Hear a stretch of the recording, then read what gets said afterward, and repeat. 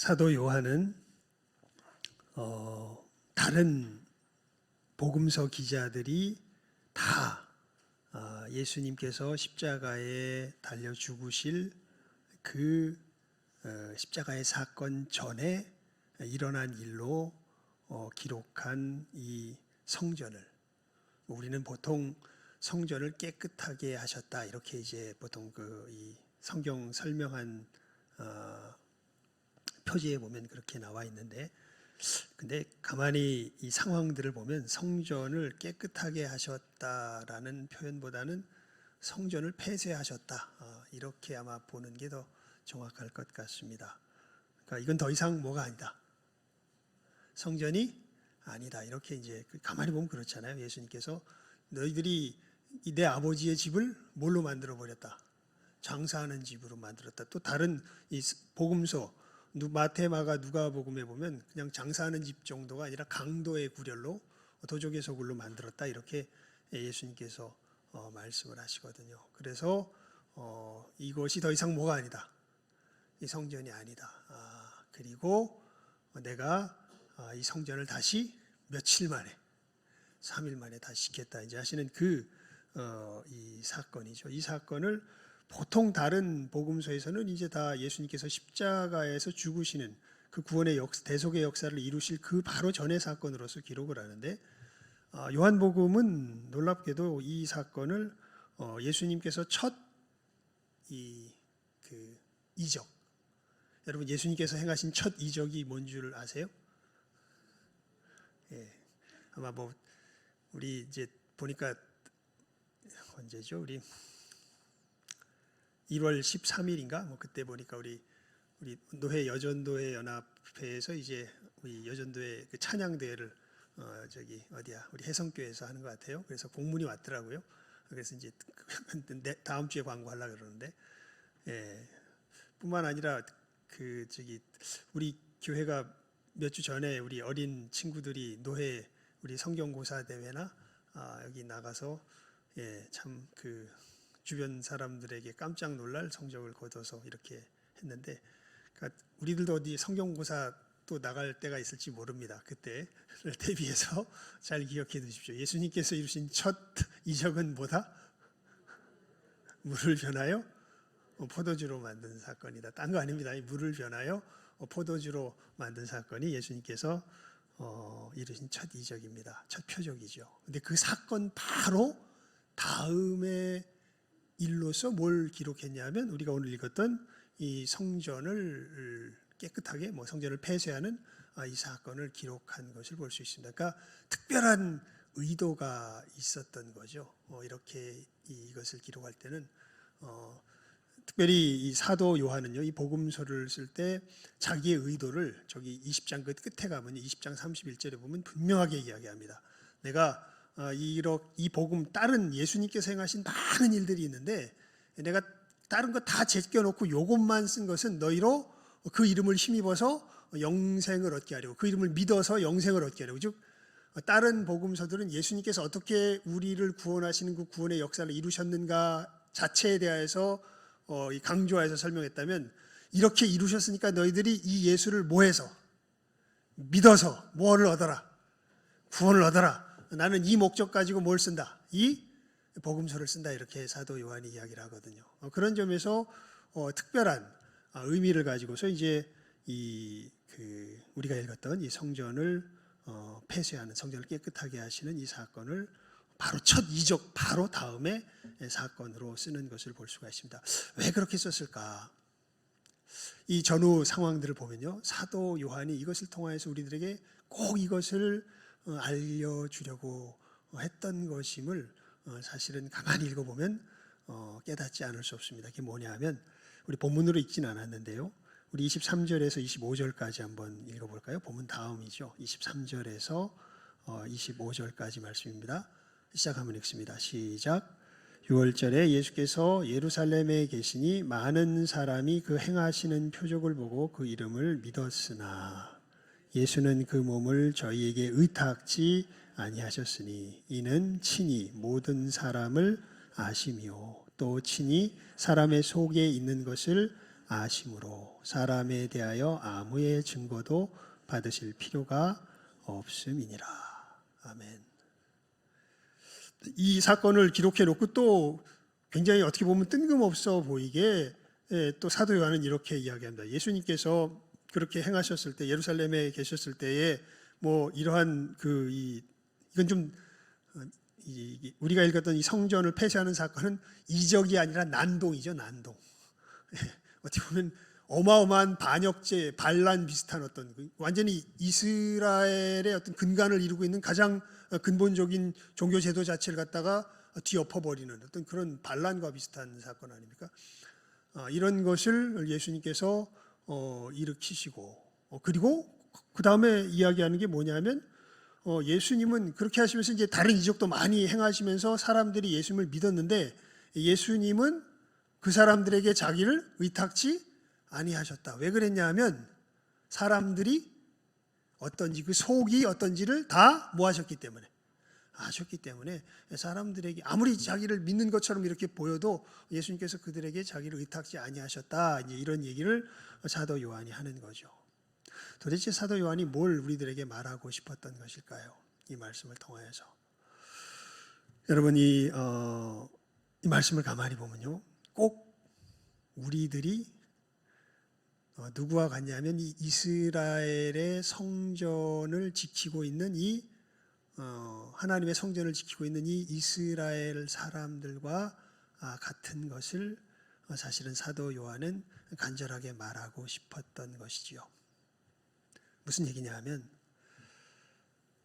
여러분 이 이스라엘 백성들 우리가 역사를 보게 되면요 참 놀라운 사람들입니다. 뭐가 놀랍냐면 저는 늘 이 이스라엘 사람들이 어떤 하나님을 향한 이방 백성들을 대하여서 하나님을 향한 이 태도를 생각하면 늘 어디가 떠오르냐면 성지순례 가서 봤던 마사다 요새가 떠오릅니다. 마사다.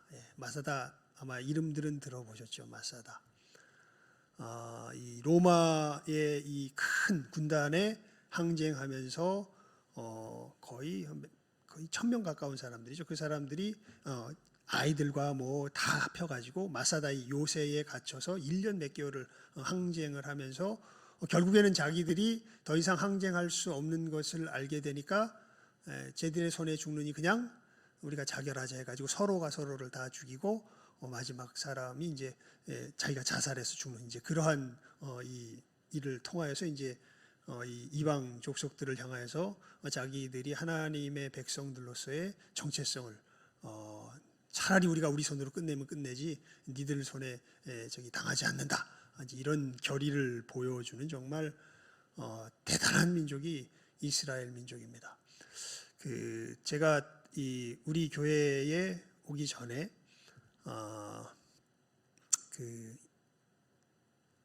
한 1년 정도 이제 부모님을 어머니가 이제 이가 이게 뭐 이상하게 임플란트를 잘못 이상하게 박으셔가지고 이게 뭐 뇌하고 뭐가 연결되는 부분들에 뭐 치료랑 병행돼야 되기 때문에 한 1년 정도를 이제 간호를 해야 되는 그런 상황이 있었습니다. 그거 끝나고 이제 우리 교회에 오게 됐는데 그때 이제 하나님께서 참 이렇게 놀랍게도 이 개척교회 예심교회라고 저기 우리 공릉도에 보면 예심교회라고 있어요. 우리 교단 속한 교회는 아닙니다. 거기에 이제 아내가 거기 사모님하고 같은 학교 이제 선생님으로서 섬기는 게 아니죠. 일하다가 거기 알게 돼가지고 이제 그 교회에 가서 제가 잠시 이제 예배를 참석하게 됐는데 그 목사님이 저한테 이제 이 목사가 가만히 있으면 안 된다고 그래서 이제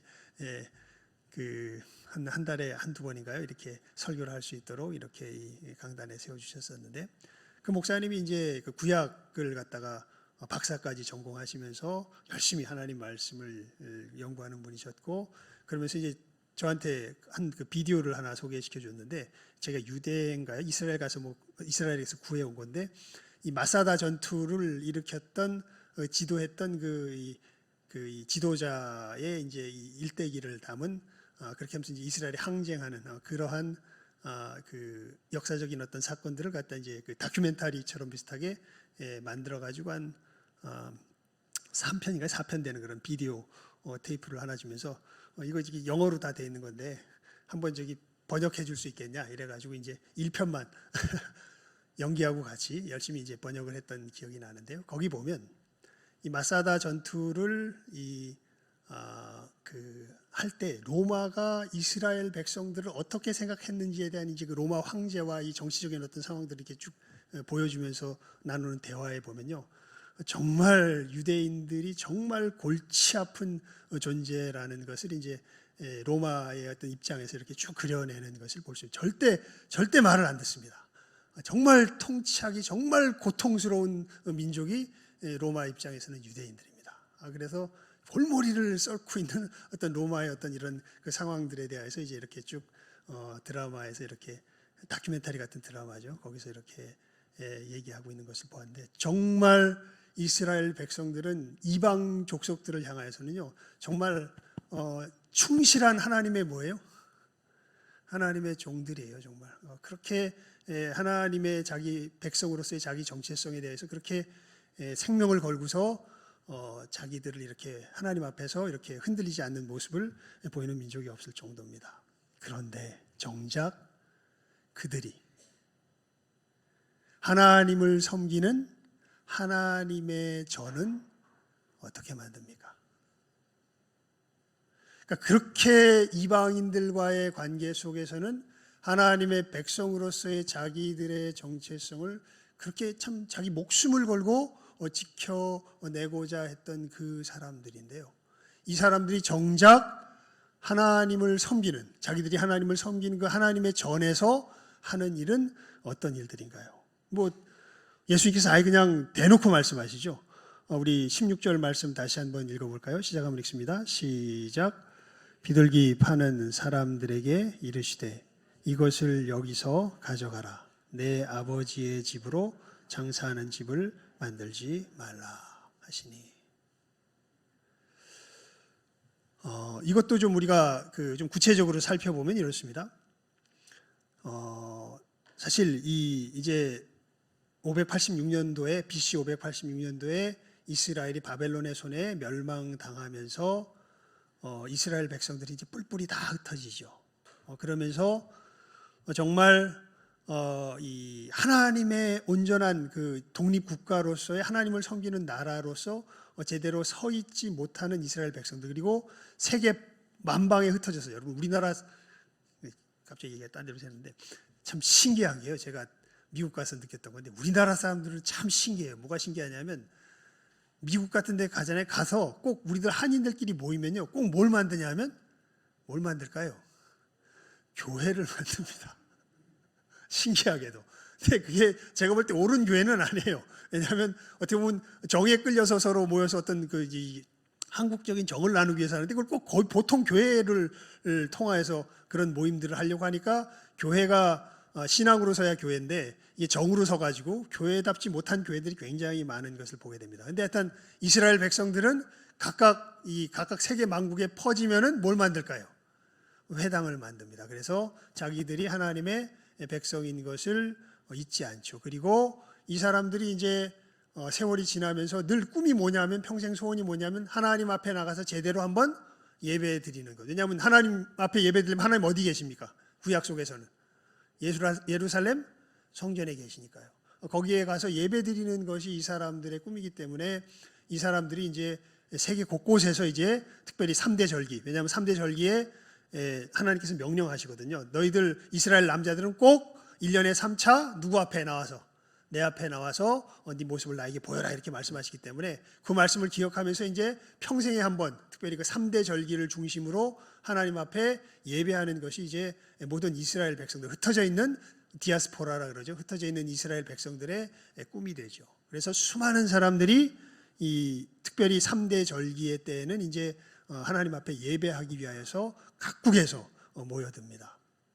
그렇게 됐을 때 이 이스라엘, 특별히 이제 제사장들과 이스라엘에서 이제 예루살렘에서 이스라엘을 다스리고 있는 유대 제사장들. 왜냐하면 아까도 말씀드렸지만 어떤 나라도 이 이스라엘을 제대로 다스릴 수가 없어요. 왜냐하면 하나님을 섬기는 이 신앙과 관계돼서 막 목숨을 걸고 달려들기 때문에 이 다른 나라들이 이스라엘을 통치할 때는 반드시 제사장을 통해서 통치합니다.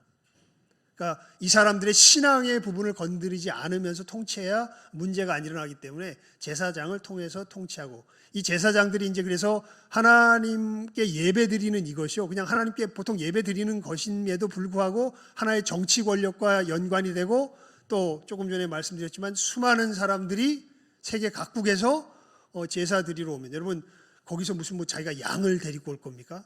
양 데리고 와도 이거 데리고 오다가 어떻게 돼요? 다치고 뭐 멀리서 데리고 오면 오는 동안에 다 죽겠죠. 죽고 다치고 하게 되면 제물을 드리려면 어떤 제물을 드려야 됩니까? 온전한 제물을 드려야 됩니다. 또 누가 인정한? 제사장이 인정한. 근데 뭐 멀리서 가지고 와 봐야 이것이 인정받을 수 있을지 없을지 알지도 못하고, 그래서 많은 사람들이 그냥 돈을 가지고 예루살렘에 와서, 그리고 예루살렘에 오면 이제 거기에서 뭐를 파는 사람들이 많을까요?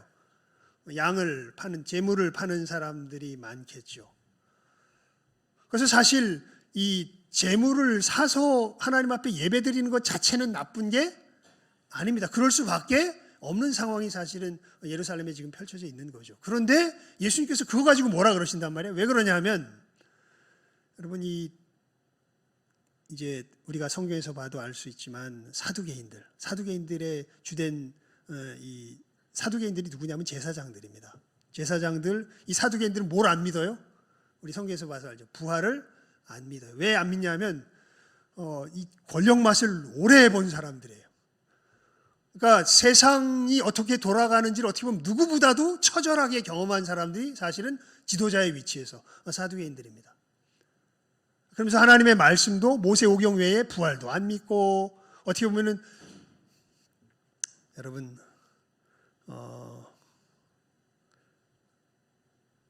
세상이 자기 뜻대로 돌아가는 위치에 서서 삶을 살아본 사람들, 이 사람들은 정말 누굴 믿기가 힘들까요? 실제로 하나님을 믿기가 힘듭니다. 그냥 뭘 믿는 게 사실 너무 자연스러워요. 자기 손에 힘을 믿는 것이 너무 자연스럽죠. 이 사람들이 이렇게 권력 맛을 맛보면서 수많은 사람들이 와서 제사를 드리면은 이게 다 뭐가 돼요? 이게 다 돈이 되죠. 이 제물은 또 누가 허락한 것만 제물로 드릴 수 있습니까? 제사장이 허락한 것만 드릴 수 있습니다. 그래서 그 당시에 보면 이 제사장과 이 가축 키우는 사람들 간의 어떤 이런 암묵적인 이런 관계들 같은 것들이 많이 형성이 된 것 같습니다. 그러니까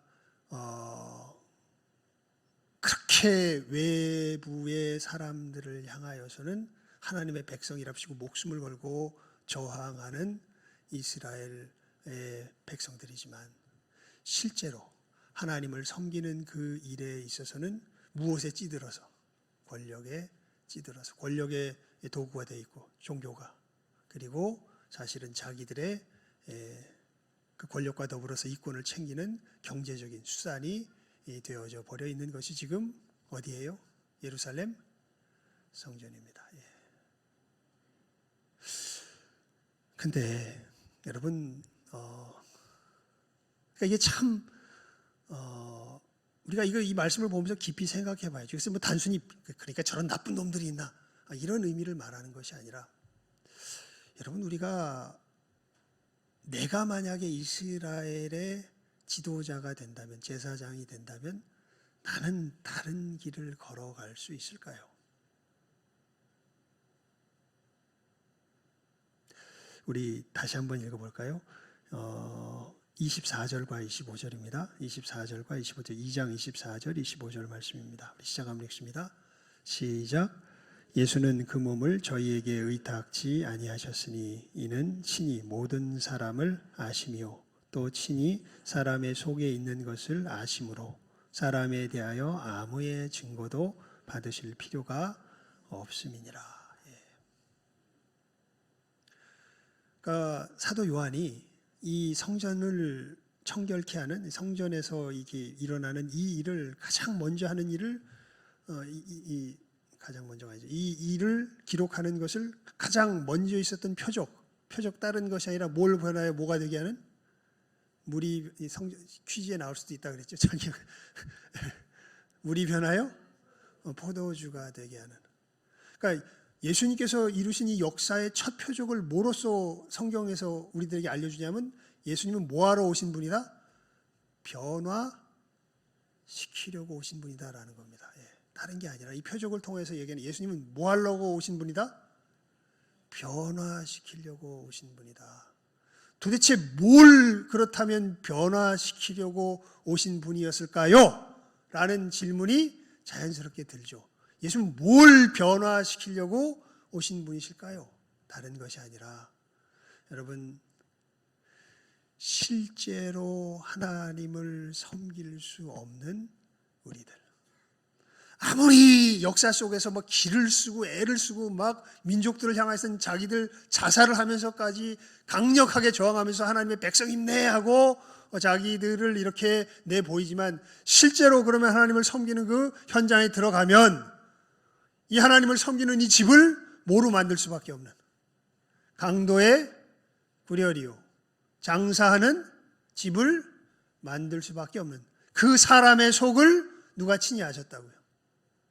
예수님께서 친히 아셨다고요. 여러분, 우리가 그렇습니다. 이 하나님 앞에서의 우리의 모습이요, 그렇습니다. 그러니까 정말 이 자리에 나오는 많은 사람들이요, 이 자기 자신의 하나님 앞에서의 참 모습을 깨달아 아는 것이야말로 가장 중요한, 가장 첫 번째의 은혜의 역사입니다. 많은 사람들이 하나님 앞에 내가 뭘 하면 하나님이 나를 기뻐하실까, 이것들을 생각하면서 사실은 많이 나오는데요, 사실 우리는 하나님을 기쁘시게 할 수 없는 존재가 우리들입니다. 오히려 그것을 깨달아 아는 것이 어떻게 보면 하나님을 뭐 하시게 하는 일일까요? 그게 기쁘시게 하는 일입니다. 내가 아무리 애를 써도 여러분, 이것을 가장 처절하게 정말 자기 어떤 예수님을 사랑하는 마음 가운데서 쫓아다녔지만 그 마지막에는 이것을 가장 처절하게 깨달아 한 사람이 누구냐면 사도 베드로입니다. 사도 베드로는 정말 예수님을 위해서 목까지 바칠 각오를 했던 사람이에요. 목숨까지 바칠 각오를 했었고, 실제로 목숨을 던질 기세로 예수님 잡으러 왔을 때 예수님 잡으려는 사람들을 대항해서 칼로 모했던 사람이에요. 저항했던 사람이에요. 그때 예수님께서 말리니까 되게 뻘쭘하죠. 그렇게까지 했는데 예수님께서 오히려 말려. 그리고 나서 그 귀 붙여주고 예수님 잡혀가셔요. 그러니까 자기가 한 말이 있어가지고, 다른 사람들은 다 주를 부인할지라도 나는 주를 부인하지 않겠습니다 해가지고 끝까지 누구를 쫓아가요? 예수님을 쫓아가죠. 쫓아가서 예수님 십자가 그 판결을 받으시는 그 자리에까지 가서 그만 뭐라고 맙니까? 예수님을 부인하고 말죠. 정말 내가 예수님을 위해서 모두 버릴 수 있을 줄 알았는데, 목숨을 버릴 수 있을 줄 알았는데, 진짜 그 자리에 가니까 나는 예수님을 위해서 목숨을 버리는 존재가 아니라 예수님을 모른다고 뭐하는 존재예요? 부인하는 존재가 바로 나라는 것을 가장 처절하게 깨달아 한 사람이 누구예요? 사도 베드로입니다. 여러분, 예수님께서 오셔서 이루신 첫 번째 표적이 뭐였다고요? 물을 변하여 포도주로 바꾸시는 역사. 그래서 예수님은 이 땅에 뭐하러 오신 분이라고요? 변화시키려고 오신 분이라고. 뭐를? 하나님을 섬김네 하지만 실상은 강도의 구려리요 장사하는 집에 불과한 우리를 진실로 누가 거하시는? 하나님이 거하시는 하나님의 전으로, 마치 물이 변하여 뭐가 되듯이, 포도주가 되듯이, 이러한 강도의 구려리요 장사하는 집인 우리가 변하여 누가 거하시는 집이 되는, 하나님이 거하시는 집이 되는 이 역사를 이루시기 위해서 오신 분이 예수님이다 라는 것을 사도 요한이 우리들에게 오늘 말씀을 통하여서 분명하게 알려주시는 것이죠. 여러분, 우리가 그렇습니다. 아무리 애를 쓰고요, 노력을 해도 정말 야고보가 그러죠. 예수님의 동생 야고보서에 보면 혀는 불이다 그래요. 불이. 그리고 불의의 세계라 그러는 게 이게 불하니까 처음에 불의는 옳지 않다는 것의 불이고요. 이 불은 fire, 타오르는 불. 이 혀가 우리 이 인생을 확 살라버리는 불과 같은 역할을 하는데 이 혀에서 나오는 이 말, 이것이 어떻게 우리의 인생을 살으냐면 이 혀에서 나오는 말이 어디에서 나온다고 그러냐면 지옥불에서 나온다고 그럽니다. 그래서 야고보의 이야기를 가만히 보면요. 우리 말은 마음에 있는 것이 튀어나오는 게 말이잖아요. 그러니까 우리 마음에 뭐가 있다고 이야기를 해요? 지옥이 있다고 이야기합니다. 지옥이. 여러분 정말 그게 아멘입니다. 우리들 마음에 뭐가 있어요? 지옥이 있어요. 지옥이. 정말 지옥이 있습니다. 이걸 어떻게 내 스스로의 힘으로 할 수가 없어요. 정말 극한 상황이 다가오면요, 이 지옥이 그대로 드러납니다. 여러분 여러 간증들 전에 그 목사님 성함을 제가 잊어버렸다. 그 가까운 교회 개척해서 목회하시는 그 목사님이 그런 얘기를 하셨죠. 자기가 그렇게 그 불교 집안에서 태어나가지고 있다가 예수님 이제 믿게 돼서 그거 될 때 이 뒤집어지는 역사를 보게 되면은 그냥 여자들하고 어떻게 꼬셔볼까 하고 이 여자들 많이 간다 그래서 CC 수련회에 쫓아갔다가 거기서 이제 예수님을 만나게 되는 그 역사가 일어나게 될 때 다른 것이 아니라 모든 사람은 죄인입니다라는 그 이야기 속에서 무엇이 생각났냐 하면 자기한테는 누나가 있었다고. 이 지체, 그러니까 정신적으로 방약이 돼 있는 이 누나가 있었고, 이 누나는 자기 이게 그냥 똥오줌도 잘 못 가리고 자기 책이나 이런 것들 다 그냥 찢어서 먹기나 하고 이러는 아주 뭐라 그럴까요?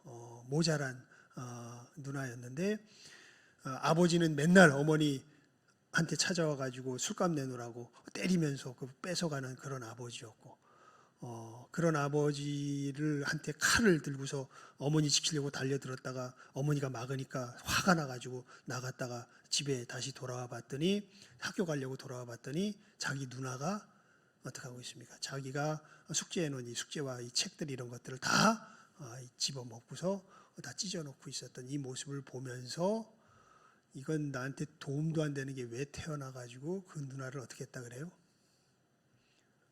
그 자리에서 정말 끔찍하게 폭행을 했다 그러죠.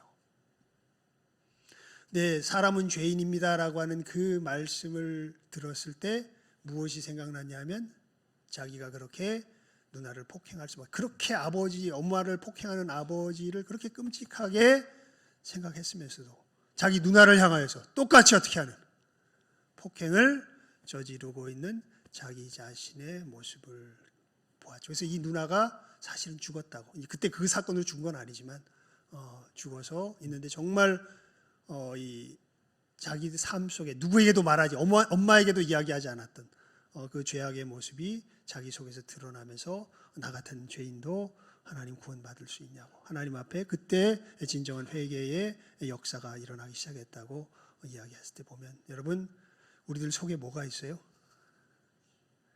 지옥불이 있습니다. 우리 스스로 어떻게 할 수 없는 지옥. 겉으로 그저 상황들이 그럴듯할 때는 뭔가 가면을 쓰고 우리 자신을 이렇게 치장할 수 있지만, 이런 모든 것들이 다 벗겨지면서 우리의 낱낱이 우리의 실체가 드러날 때는 우리들 속에 뭐가 있는 게 드러나요? 지옥불이 있는 게 드러나요. 사도 베드로가 경험했던 것처럼, 그리고 그 목사님이 경험했던 것처럼, 아니 사실을 성경 속에서 보면 이스라엘이 자기들의 역사 속에서 경험했던 것처럼, 아무리 하나님을 나름 섬긴다고 하지만 우리들 속에는 우리들이 어찌할 수 없는 이 무엇이 담겨져 있어요? 지옥불이 담겨져 있습니다. 그래서 예수님은 친히 우리가 이렇다는 것을 뭐 하셨더라? 아셨더라. 그래서 예수님은 뭐 하려고 이 땅에 오신 거예요? 우리를 변화시키려고. 이 지옥불을 담고 살 수밖에 없는 우리를 주님께서 새롭게 깨끗이 씻겨서 변화시켜서 이제는 천국의 영원한 생명이 생수가 흘러나오는 복된 존재로 만드시기 위하여서 마치 무엇이 변하여 무엇이 되듯이 물이 변하여 포도주가 되듯이 이 지옥의 존재가 변하여 천국의 존재가 되게 하기 위하여서 예수께서 오셨음을 이 성전을 청결케 하시는 성전을 폐쇄하시는 사건을 통하여서 다시 한번 우리들에게 분명하게 알게 하시는 것이죠. 여러분, 이 주님 앞에 진정한 믿음을 가지고 나아가실 수 있기를 바랍니다. 진짜 예수님은 우리를 뭐 하시는 분이세요? 변화시키시는 분이세요. 진짜로 지옥불을 쏟아내며 내 주변을 지옥으로 만들 수밖에 없는 나를 변화시켜서 진짜 하나님과 내 이웃을 진정하게 사랑하며 살아갈 수 있는 천국의 존재로 만드실 수 있는 분은 유일하게 누구밖에 없다. 우리 주 예수 그리스도밖에 없다. 사도행전에 그러죠. 천하 인간의 구원 얻을 다른 이름을 주신 적이 있다 없다? 없다. 여러분, 우리 믿음 가운데 구원받은 사람들이요. 이제 일주일 후면은 무슨 날입니까? 일주일 후에 무슨 날입니까? 크리스마스 아닙니까? 누가 오신 날을 기념하는 날이죠? 예수님께서 오신 날을 기념하는 날이죠. 근데 보니까 크리스마스 분위기가 하나도 안 나는 것 같아요. 여러분, 우리 이 주님께서 오셔서 우리를 구원하시기 위해서 오시는 그날을 기념합니다. 우리 동방 박사들 정말 그 예수님을 다른 사람들은 아무도 반기지 않고 환영하지 않았지만 동방 박사들은 정말 가장 기쁜 마음으로 환영하지 않았습니까? 그래서 우리 크리스마스 이브날 행사 이름이 뭐예요? 동방 박사의 이번에는 밤은 아닌데 행사 이름이 동방 박사의 밤입니다. 다른 사람들은 몰라도 누구는 우리는 뭐하자? 기뻐하자. 예수님께서 오심을 기뻐하고 주님께 동방 박사들이 예수님을 맞기 위해서 뭘 준비했습니까? 예물을 준비했잖아요. 그래서 우리도 뭘 준비하자. 나름 예물을 준비해서 맞자. 이제 그게 사실 동방 박사의 밤의 취지 아닙니까? 그래서 우리 어린 친구들이 일단 열심히 준비하고 있는데 보니까 우리 안 어린 우리 믿음의 성도들은 올해는 별로 이렇게 준비가 잘 안 되는 건가 이런 생각이 드는데 여러분 우리가 이 주님 우리를 변화시키러 오신 이 주님을 기쁘게 맞이하며 또 염려하지 마십시오. 여러분 우리들 속에 깜짝깜짝 놀랄 만한 뭐가 있는 게 발견돼요. 지옥불이 있는 게 발견되죠. 예수 믿어도 이게 실제로 우리 삶 속에서 잘 꺼져 있어요. 어느 순간에 다시 불타올라요. 다시 불타오르죠. 어떻게 하면 될까요? 우리 염려하지 말고 누구 앞에 나가면 돼요? 예수님 앞에 나가면 돼요. 주여 제 속에서 다시금 또 이게 잠시 또 깜빡했습니다. 주님 저를 붙들어 주시고 저에게 힘 주시며 주님의 놀라운 역사로서 이 복된 천국의 일, 이 복된 사랑의 걸음 잘 걸어가게 하여 주시옵소서. 주님을 찬양합니다. 주님 도와주시옵소서. 주님 앞에 나아갈 줄 아는 여기는 모든 귀한 복된 영혼들 다 될 수 있기를 주님의 이름으로 축원을 드립니다. 기도하겠습니다. 하나님 아버지 감사합니다. 정말 우리가 왜 구원받아야 하는지 예수님께서 예루살렘의 성전을 참으로 표적으로 우리들에게 보여주십니다. 아무리 사람들을 향하여서는 하나님을 섬김내 하지만 사실 우리들의 속은 하나님을 섬김에 장사하는 집을 만들 수밖에 없고 강도의 구려를 만들 수밖에 없는 지옥불을 품고 살아가는 우리들인 것을 주님께서 참으로 알게 하십니다. 그리고 주님 말씀하십니다. 그러한 너희들을 내가 사랑하여서 너희들을 변화시켜 너희들로 하여금 하나님이 참되게 거하시는 하나님의 전으로 변화시키기 위하여서 내가 왔다. 주님 분명하게 오늘 말씀을 통하여서 다시금 우리들에게 교훈하여 주십니다.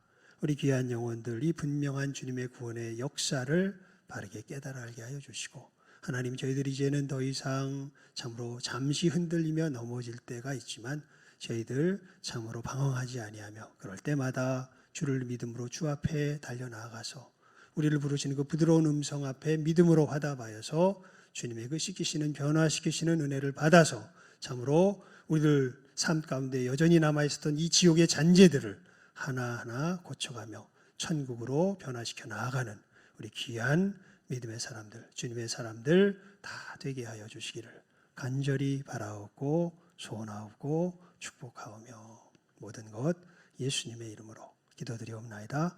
아멘. 예, 우리 예배 후에 우리 그 임직 후보 교육이 있습니다. 우리 후보자들 잘 기억하시고 또 교육에 참여해 주시면 되겠습니다.